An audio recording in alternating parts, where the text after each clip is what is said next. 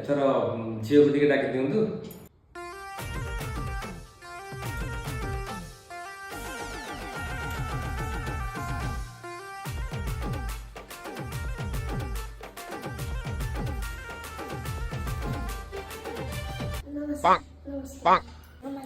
ହେଲା ହେଲା ଇଏ ମା ନାଁଟା କଣ ଯେ ତମର?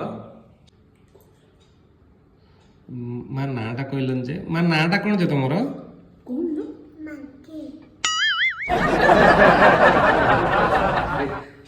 ଇଏ ଅଦ୍ଭୁତ ନା କଣ ଏମିତି ଯେ?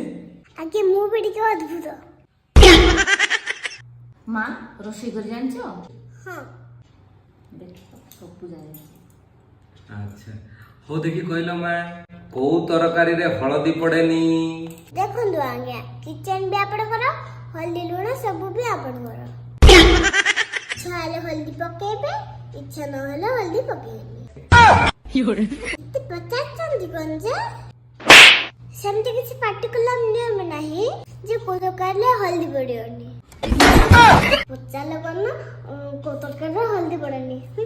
ପଚାରିବା ଯଦି ଅଛି ପଚାର, ମତେ ଲିଷ୍ଟ କରି ଆସିଲେ ପଚାର।